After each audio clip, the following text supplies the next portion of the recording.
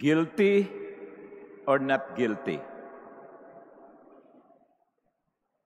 Bakit nangingiti ang iba sa inyo? No? Wala naman akong nais na tukuyin no? But that is the question of the first part of the gospel this morning.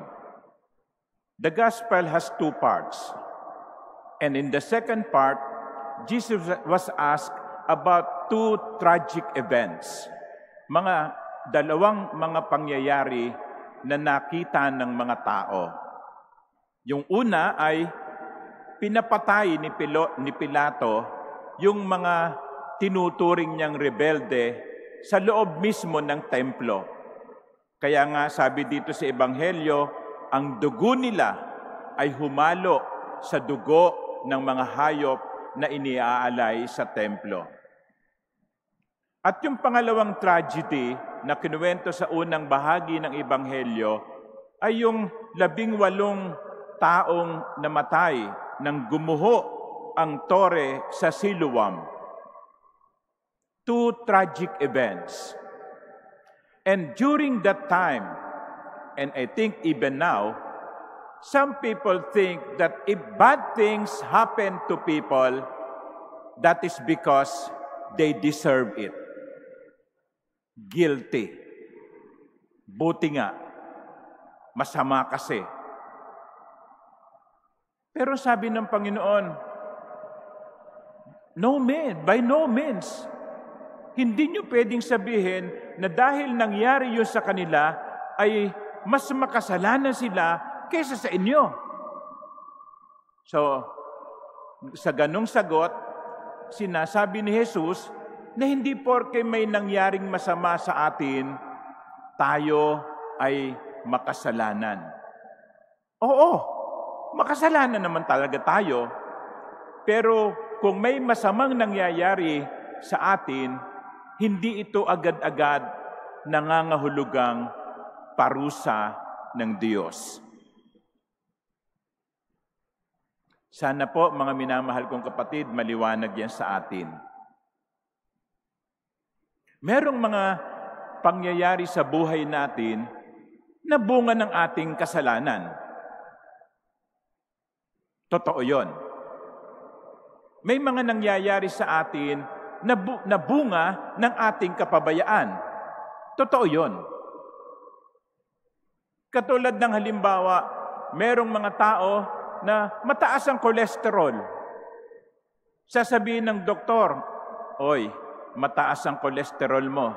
Bawas-bawas ka ng pagkain ng karne." Pero kakatwiran mo, may gamot naman no? At masarap ang lechon. O sige, na-stroke. Hindi nakinig sa doktor na-stroke. Sasabihin ba niya, pinarusahan ako ng Diyos? Kagagawan mo yan Pinabayaan mo ang sarili mo. Pinabayaan mo ang kalusugan mo. Pero mga minamahal kong kapatid, posibleng may mangyari sa atin na hindi bunga ng ating kapabayaan, na hindi bunga ng ating kasalanan. Because we have to admit it, bad things happen to good people.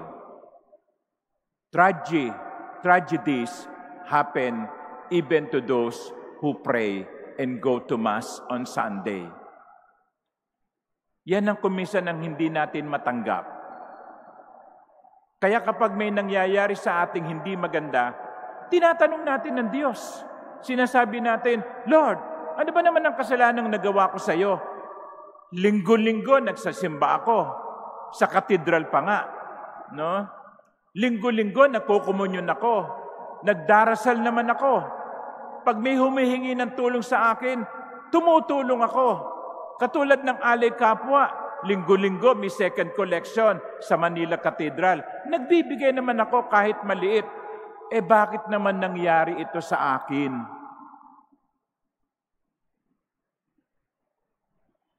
And many times, people get confused and disheartened because bad things happen to them. But my dear brothers and sisters, we have to remind ourselves, bad things happen to good people.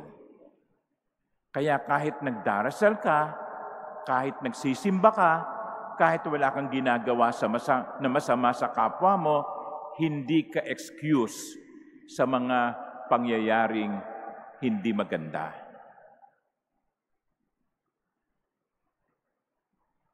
And now, therefore, what do we do?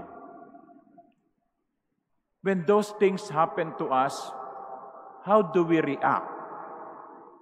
Well, it's up to you, up to us. Kung magre-react ka negatively, magagalit ka, sasama ang loob mo sa Diyos, hindi ka na magdarasal, you will become bitter. May mga ganyan tao. Hindi dininig ng Diyos ang kanilang dasal, hindi na nagsisimba. Hindi pinagbigyan sa kanilang kahilingan, hindi na nagdarasal. I have heard that many times. Sasabihin, Father, dati-rati active ako sa simbahan. Dati-rati nagsisimba ako linggo-linggo, pero ngayon hindi na. And itatanong mo, bakit? Nagtampo ako sa Diyos Nagtampo sa Diyos. You can become bitter when bad things happen to you. Or, you can use those negative things in a positive way and will make you better person. May mga ganun tao. May mga taong ipinanganak walang kamay, walang paa.